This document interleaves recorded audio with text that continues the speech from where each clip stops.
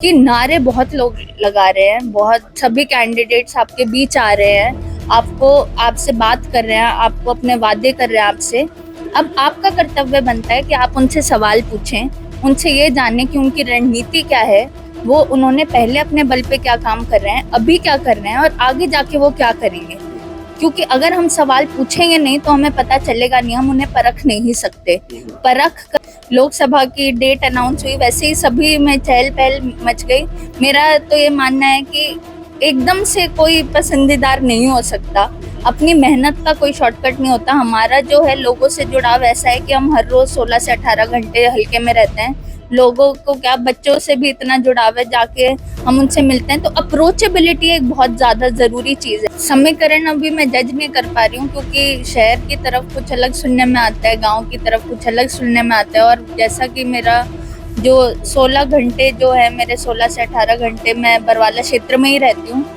लोकसभा चुनाव चल रहे हैं, उसी बीच में संजना साथौड़ भी सक्रिय रूप से राजनीति करती रही हैं, समाज सेवा में अपना अग्रणी कदम बढ़ाती रही हैं। हम बात करेंगे आज की हिसार लोकसभा चुनाव को लेकर इनकी किस तरह की प्रतिक्रिया है। बहुत सारे पार्टी के लोग मैदान में हैं और हालांकि इनकी भी तैयारी है विधानसभा चुनाव को लेकर। बात करते हैं संजना जी से। मैडम नमस्कार। नमस्कार जी, आपको और आपके सभी दर्शकों को।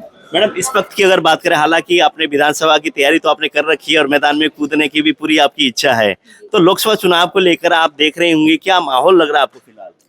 जी, समीकरण अभी मैं जज नहीं कर पा रही हूँ, क्योंकि शहर की तरफ कुछ अलग सुनने में आता है, गांव की तरफ कुछ अलग सुनने में आता है। और जैसा कि मेरा जो 16 घंटे जो है, मेरे 16 से 18 घंटे मैं बरवाला क्षेत्र में ही रहती हूँ, तो मेरी ओपिनियन तो बरवाला के ऊपर ही निर्धारित रहती है। लेकिन बाकी जो क्षेत्र हैं लोकसभा में, जो बाकी गांव हैं, बाकी जो कॉन्स्टिट्यूएंसी हैं, वो क्या कह रही है उनका तो मैं ज्यादा नहीं बता पाऊंगी। तो इस वक्त की अगर बात करें, जैसे चौधरी देवीलाल परिवार से तीन तीन प्रत्याशी मैदान में, दो महिलाएं, एक पुरुष है, उनके दो बहुएं, एक ससुर जी हैं। क्या मानती है आप चौधरी देवीलाल जी के सपने को लेकर तीन तीन मैदान में?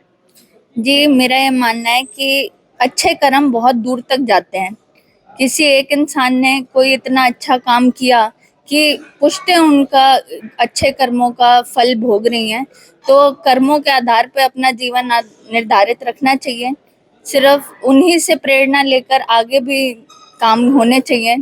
तो आज जैसे कि हरियाणा की राजनीति की बात करें तो अलग अलग नेताओं के अलग अलग नारे होते हैं, उसमें जैसे कि जितने भी प्रत्याशी है वो अपने लुभावने नारे भी दे रहे हैं, लोगों के बीच भी जा रहे हैं। आप क्या मानती हैं कि जो नारे इस वक्त चल रहे हैं उसको लेके आप क्या समझती हैं कि जनता की हित की बात की कहीं ना कहीं कोई कर रहा है या खाली नारे नारे उन लोगों के? मेरा आपके चैनल के माध्यम से मैं सभी हिसार के लोकसभा के क्षेत्र के जितने भी लोग हैं उनको एक मैसेज देना चाहती हूँ कि नारे बहुत लोग लगा रहे हैं, बहुत सभी कैंडिडेट्स आपके बीच आ रहे हैं, आपको आपसे बात कर रहे हैं, आपको अपने वादे कर रहे हैं आपसे।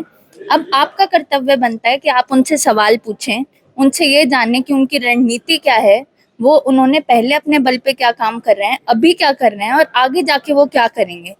क्योंकि अगर हम सवाल पूछेंगे नहीं तो हमें पता चलेगा नहीं, हम उन्हें परख नहीं सकते।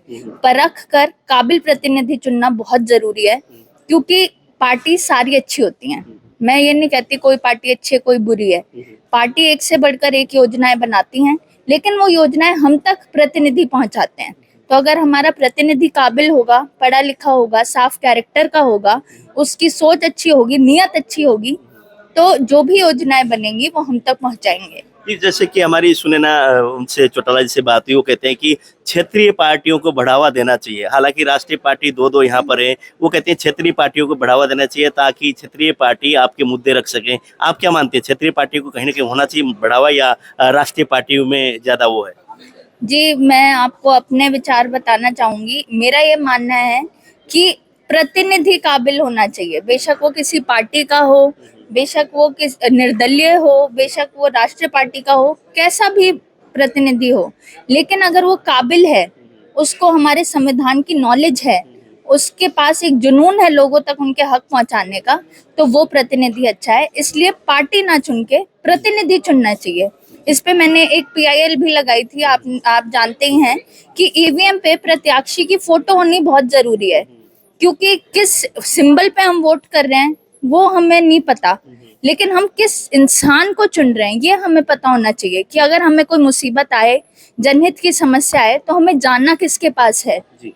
तो ये कह रहे हैं कि वकालत करने वाला नुमाइंदा हो, एक तरह से पढ़ा लिखा होना चाहिए और नॉलेज होनी चाहिए उसको। उस हिसाब से इन्होंने कहा कि कोई भी पार्टी हो ये फ़र्क नहीं पड़ता, लेकिन जो प्रत्याशी कैंडिडेट हो, जनता के हित की बात करता हो, आप उस बंदे से आराम से मिल सको और आपकी जो इच्छाएँ, आपकी जो समस्याएँ हैं उसको एक तरह से निदान वो कर सके, इस तरह के व्यक्ति को चुनना चाहिए। जैसे इन दिनों की हम बात करें तो फिलहाल आप न्यूट्रल हैं या कहीं न कहीं आपका जुड़ाव है? आप क्या समझते हैं कि यहाँ से कौन-सी पार्टी को मैं मदद करूँ, कौन से कैंडिडेट को जिताएँ? हालांकि बहुत हजारों लोग आपके साथ जुड़े हुए हैं इस वक्त की अगर बात करें। जी, मेरा ये मानना है, क्योंकि मैं संविधान को अपने धर्म की किताब मानती हूँ। हमारा संविधान हमें एक मौका देता है, एक हक देता है अपना मतदान देने का, और वो मतदान देना हमारी इंडिविजुअल राइट है।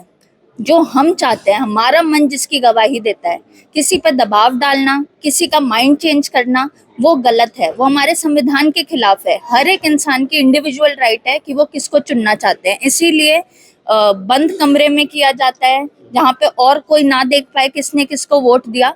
तो इस चीज की मैं रिस्पेक्ट करती हूँ। कोई मुझसे पूछता भी आप किसको वोट दोगे या हमें किसको वोट देना चाहिए, तो उनको भी मैं यही बात बोलती हूँ कि आप पहचानो, परखो और काबिल प्रतिनिधि चुनो, क्योंकि आपके हिसाब से जो काबिल हो सकता है या आपके मन को जो पसंद हो सकता है, वो हो सकता है मुझे ना पसंद हो। अपने फैसले खुद करना सीखेंगे, अपनी आवाज खुद उठाना सीखेंगे, तो ही आगे बढ़ सकते हैं। तो इस बार के चुनाव में हजारों लोगों लाखों लोग आपके साथ जुड़े हुए हैं, कहीं ना कहीं किसी प्रत्याशी के उसमें प्रचार में आप जाएंगे या न्यूट्रल रहेंगे कि ये देखेंगे आप लोकसभा चुनाव देखते हैं कैसा होगा? जी, मेरा यही मानना है कि मैं किसी को, क्योंकि आपने ही बताया कि बहुत से लोग मुझसे जुड़े हुए हैं, मैं नहीं चाहती कि मेरा डिसीजन किसी और को इन्फ्लुएंस करे इस चीज में। मैं अपने लिए भी जब भी जाती हूँ साथ मांगने, वोट मांगने, सपोर्ट मांगने, मैं कभी नहीं कहती कि आप मुझे धर्म जात पात पे वोट दो। मैं चाहती हूँ कि मैं लोगों को कहती हूँ आप मुझसे सवाल करो, मेरी रणनीति पूछो, मैं आपको अपना परिचय दूंगी कि मैंने क्या मेरी क्वालिफिकेशन है, मैंने क्या काम कर रखे हैं। अगर आपको लगे तो आप मुझे परखो, अभी टाइम है विधानसभा चुनाव में, और परखने के बाद अगर आपको मैं समझ आऊं तो आप मेरे को चुनो। चुनाव जल्दी भी हो सकते हैं, जिस हिसाब के हरियाणा में राजनीतिक खलबली मच रही है, सरकार अगर गिरे तो इस चुनाव के रिजल्ट आते ही चुनाव हो सकते हैं। जी, इसमें भी मेरा यही मानना है, जैसे एक चीज जो मैंने नोटिस करी है लोकसभा चुनाव में, कि अभी इससे पहले मैंने किसी का चेहरा नहीं देखा था फील्ड में, लेकिन जैसे ही लोकसभा की डेट अनाउंस हुई वैसे ही सभी में चहल पहल मच गई। मेरा तो ये मानना है कि एकदम से कोई पसंदीदार नहीं हो सकता, अपनी मेहनत का कोई शॉर्टकट नहीं होता। हमारा जो है लोगों से जुड़ाव ऐसा है कि हम हर रोज 16 से 18 घंटे हल्के में रहते हैं। लोगों को क्या, बच्चों से भी इतना जुड़ाव है, जाके हम उनसे मिलते हैं, तो अप्रोचेबिलिटी एक बहुत ज्यादा जरूरी चीज है। तो लोगों के जितना बीच में रहेंगे उतना ज्यादा उनको मौका दे सकते हैं सही डिसीजन लेने का। तो कहने का मतलब ये है कि अगर चुनाव कभी भी हो, आपकी पूरी तैयारी है। बिल्कुल। चलो, बहुत बहुत धन्यवाद आपका समय देने के लिए। जी, धन्यवाद। संजना सातरोड जी समाज सेवी हैं, लगातार महिलाओं के बीच, लोगों के बीच रहती हैं। अलग अलग इन्होंने गांव में एक तरह से कहीं इंटरनेट लगवाना, कहीं बुजुर्ग महिलाओं को तीर्थ स्थल तक ले जाना, इस तरह के काम कर रहे हैं। उसी बीच में एक काम और इन्होंने किया है कि यूनिक मोटर में जो भी मारुति की गाड़ी आई है स्विफ्ट, वो जब लेंगे कोई भी विवाह शादी में कहीं अपने बच्चों को देने के लिए, वहाँ भी इन्होंने हर व्यक्ति को जो पूरे हरियाणा से कहीं से भी आएंगे उनको 11,000 रुपये की गाड़ी की खरीद पर डिस्काउंट देने की एक तरह से मुहिम इन्होंने शुरू करवाई है, और मतलब एक अच्छे कदम के साथ चल रही है। फिलहाल किसी भी पार्टी से कोई वो नहीं है, और ये देख रही है कि लोकसभा चुनाव क्या होंगे, उसके बाद विधानसभा चुनाव में उतरने के लिए और क्या यहाँ से बरवाला से चुनाव लड़ने के लिए पूरी तैयार है।